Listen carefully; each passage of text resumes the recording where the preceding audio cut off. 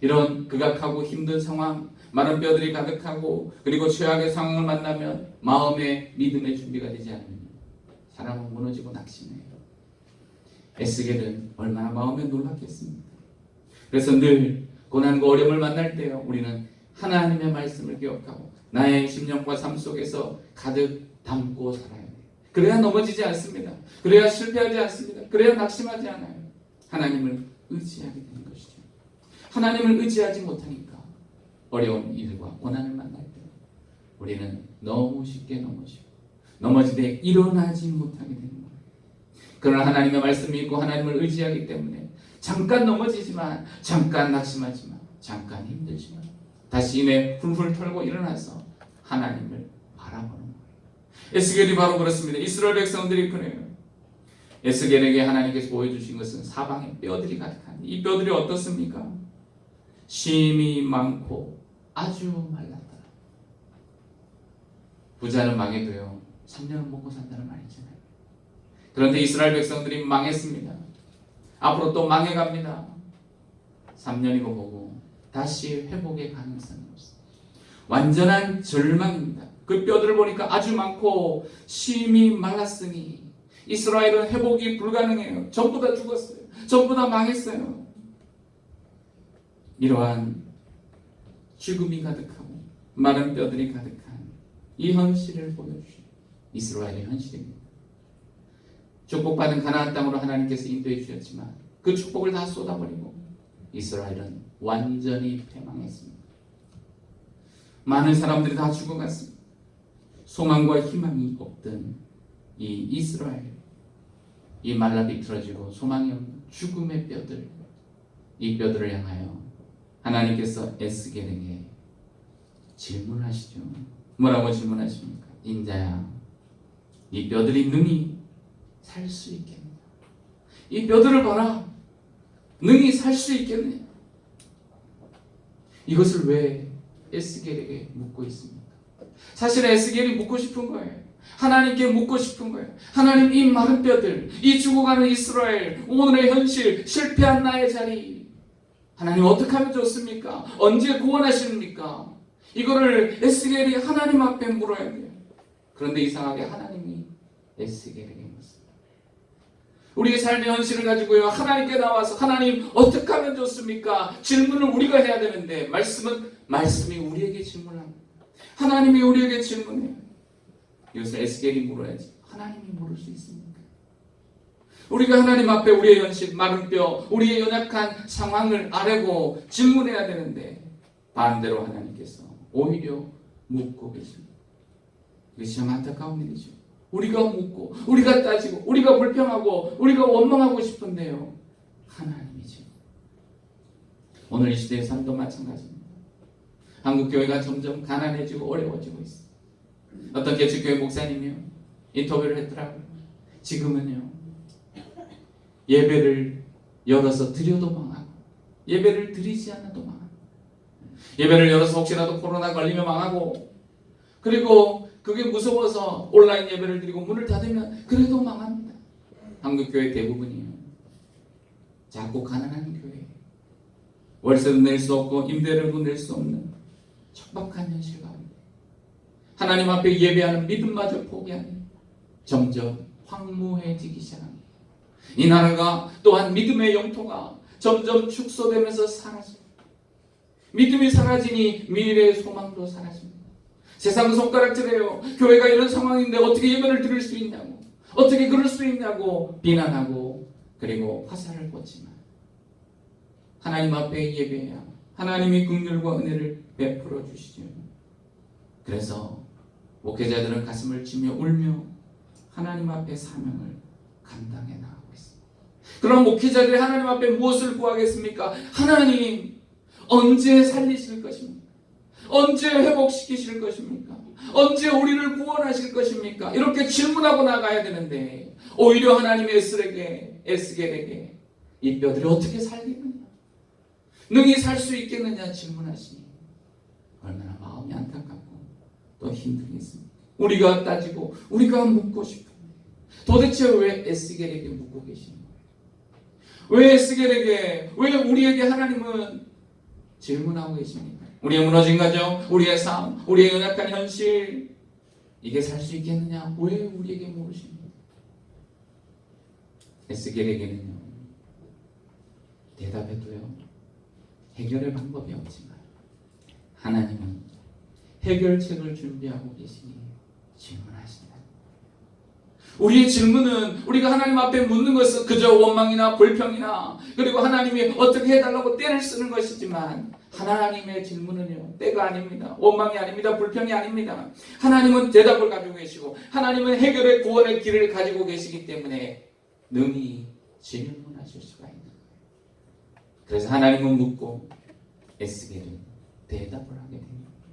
오늘 우리의 문제를 가지고 우리는 하나님 앞에 질문하고, 그리고 하나님 앞에 따지고 불평하고 싶지만, 아셔야 될 것은 하나님으로부터 그 질문을 받아요. 그리고 하나님으로부터 어떻게 해야 구원을 이룰 수 있는지를 들어야 합니다. 하나님의 물음 속에서는, 하나님의 말씀 속에서는 희망과 구원, 회복의 역사가 일어나기 때문에 아무런 대책은 우리에게 없지만, 하나님이 주시는 해결과 방법을 따라 믿음으로 살아갈 때 하나님께서 마른 뼈가 회복되는 구원의 역사를 일으켜 세워주실 줄로 믿고, 답을 가지고 계신, 우리 인생과 세계에 궁극적인 해답과 구원을 주시는 하나님을 바라보시길 주의 이름으로 축원합니다. 에스겔이 본 뼈들이요, 수없이 말랐고요, 수없이 많았습니다. 여기저기 흩어져 있습니다. 회복될 구원의 가능성이 전혀 없어요. 이스라엘 백성들이 다시 구원받을 가능성이 없습니다. 이스라엘과 이스라엘 모든 백성들, 제사장들은 눈물을 흘리며 아파하고 있습니다. 이 뼈들이 능히 살아날 수가 없기 때문에 포기해야 합니다. 희망을 버려야 합니다. 꿈을 접어야 합니다. 그런데 주님 말씀하죠. 능히 이 뼈들이 살겠느냐. 여기에서 뭐라고 대답을 해야 될까요? 참으로 난감하죠. 제사장의 아들이었던 에스겔은 어려서부터 믿음으로 자랐습니다. 하나님의 율법을 잘 알고 있습니다. 하나님은 전능하시고 창조하시고 위대하심을 알고 있습니다. 그렇다면 정답을 알고 있는 이 에스겔이 어떤 대답을 해야 될까요? 아멘 주여 그러합니다라고 대답을 해야 할 것입니다. 그런데 그렇게 대답을 하지 않아요. 주 여호와여 주께서 하십니다. 우리는 이 대답을 통해서요, 두 가지 뉘앙스를 가지고 있어요. 하나는 아멘 주님은 다 하실 수 있습니다, 전능하십니다라고 대답해야 되지만, 현실을 보면요 불가능하고 어렵습니다. 그래서 대답이 선뜻 나오지 않는 거예요. 그렇다고 해서 안 됩니다, 살아날 수 없습니다고 말할 수 없어요. 불신앙이니까, 하나님이 마지막 희망이니까, 하나님이 구원을 주시니까, 그러므로 아니요 살 수 없습니다, 현실 불가능합니다, 정신 차리십시오라고 말할 수 없어요. 왜냐하면 인간의 유일한 희망은 오직 하나님밖에 없기 때문에. 믿음을 버리면 어디에서 구원과 축복을 회복합니까? 에스겔은 결코 이 두 가지 대답을 하지 못해요. 그래서 뭐라고 이야기할까요? 주 여호와여 주께서 하시나이다. 묵상해 보면요, 이 말씀이 얼마나 절묘하고 지혜로운 대답인지 몰라요. 하나님을 건드리지 않는, 인간이 교만해서 멸망했습니다. 이스라엘 백성들이 자만했습니다. 율법을 믿고 우리는 선택받은 민족이 되니까 교만해서 자기 마음대로 살다가 멸망하죠. 하나님은 전능하시니까 어떤 일이 있어도 우리를 구원해 주시고 축복해 주실 거야 생각했던 큰 믿음과 소망으로 살았는데 완전히 멸망했어요. 그러니 믿습니다, 하나님 역사하실 것을 믿습니다라고 말할 수 없는 거예요. 어쩌면 한국교회가 지금까지 살아오는 세월들이 그랬습니다. 기도한 대로 응답받고 복을 받고 번성하고 부흥했습니다. 그때는 하고 아멘 하면 됐지만, 지금의 현실은요 예와 아멘이 통하지 않는 시대로 바뀌고 있어요. 그럼 하나님이 틀렸을까요? 그때 우리는 어떤 대답을 할 수 있을까요? 오늘의 현실 속에, 죽어가는 현실 속에서 아멘이라고 능히 대답하는 것을 배웠고 그것이 믿음인 줄 알아요. 그런데 그렇게 할 수 없어요. 이스라엘이 교만해서 실패했기 때문에. 그렇다고 불신앙의 대답으로 아닙니다라고 말하면 하나님을 부정하는 거예요. 현실에게 넘어지는 것입니다. 하나님의 전능하심과 역사를 믿지 못하는 거예요. 에스겔이 뭐라고 대답합니까? 너무너무 지혜로워요. 하나님의 절대 주권에 달렸습니다. 이스라엘이 회복되고 구원받는 것은 하나님께 달렸습니다. 주께서 아시나이다. 얼마나 지혜로운 대답입니까? 우리가 한 주간 살아가면서 우리 현실을 볼 때요, 마른 뼈가 가득하고 또 살아날 가능성이 없고 실패와 슬픔이 가득한 것을 볼 때, 그것을 보고 안 됩니다, 망할 것입니다, 불가능합니다라고 대답하기 전에 주께서 하시나요? 또 큰 믿음으로 나는 믿음이 부족하고 연약한데 위선적으로 혹은 더욱더 큰 소리 치면서 나의 삶은 하나님을 사랑하고 믿음으로 살아가지 못하는데 하나님 앞에 큰 소리 친다고 되는 것이죠.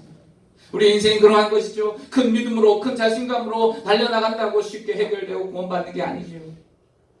하나님이 은혜를 주셔야 하나님이 살게 하시고 하나님이 인도하시고 하나님이 우리의 삶에 긍휼과 은혜를 베풀어 주셔야 되는 거예요.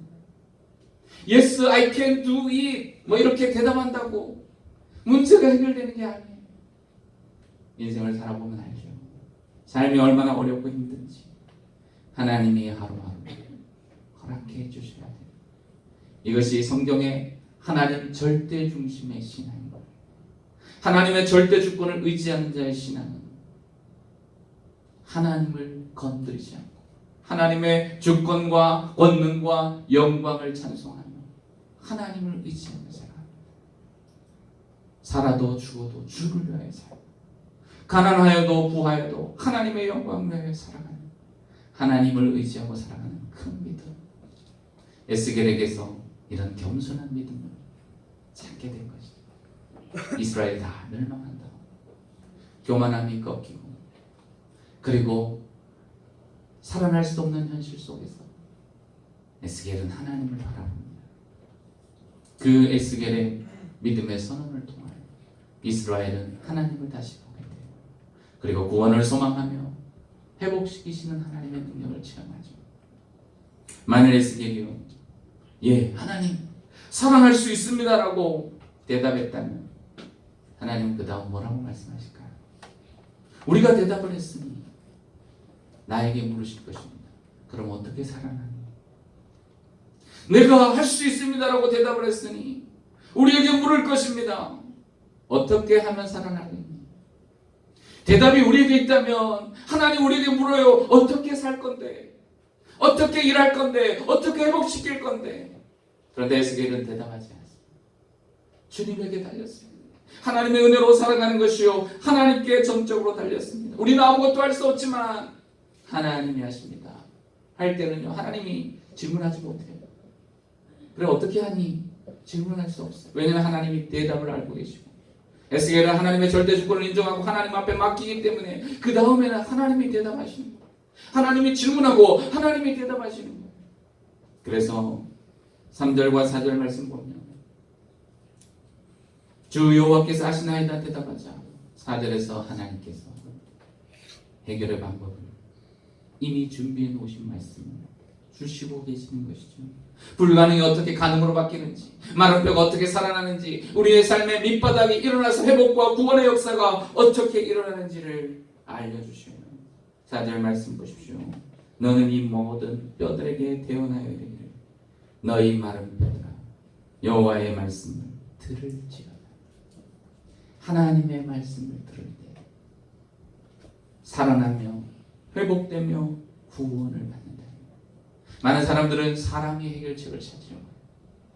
인간의 실패의 원인은 인간이 하나님이 되고 인간이 문제를 해결하고 인간이 부흥하고 인간이 회복하려고 노력하기 때문에 실패했던 것입니다. 인생은 결국 실패의 연속이었어요. 자신에게서 답을 찾으려고 합니다.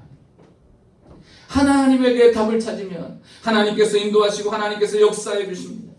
그런데 하나님께 묻지 않으니까 늘 실패합니다. 하나님이 말씀을 주셔야 살아납니다.